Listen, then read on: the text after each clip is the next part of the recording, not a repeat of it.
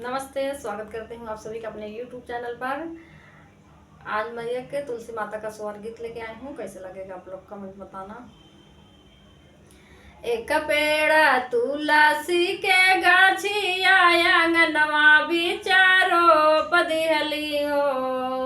एक पेड़ तुलसी के गाछिया आंगनवा बिचारो पदिहली हो।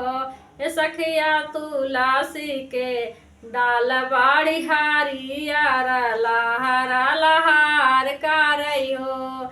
ए सखिया तुलसी के डाल बाड़ी हारियार लहरा लहार करई हो।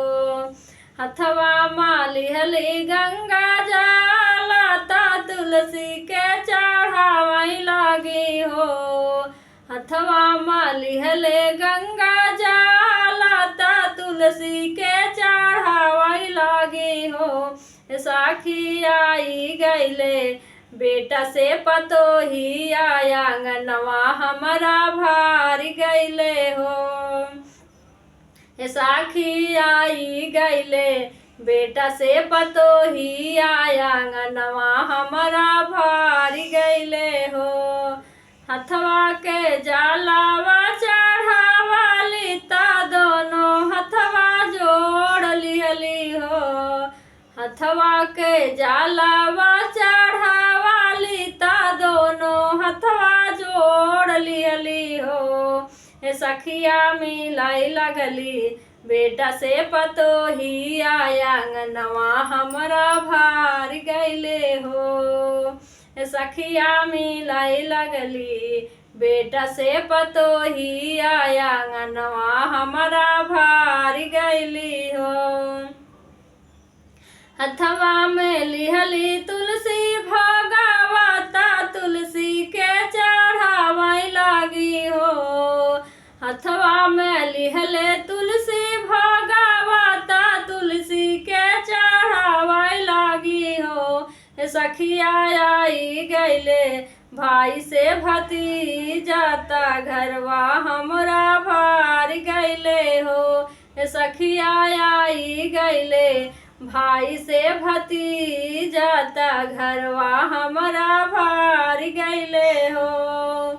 हथवा में लिहली सिंदूरवा ता तुलसी के चढ़ावई लगी हो। हथवा में लिहली सिंदूरवा ता तुलसी के चढ़ावई लगी हो। सखिया आई गईले पिया परदेसिया ता जियारा उलास गईले हो। हे सखिया आई गईले पिया परदेसिया ता जियारा उलास गईले हो। घियना के दिया ना जलावाली ता तुलसी के देखाई लगी हो। अथवा घियना के दिया ना जलावाली ता तुलसी के देखावे लगी हो। हे सखिया आई गईले बिटिया से दमाद ता जियारा जुड़ाई गईले हो। सखिया आई गईले बिटिया से दमाद ता जियारा जुड़ाई गईले हो।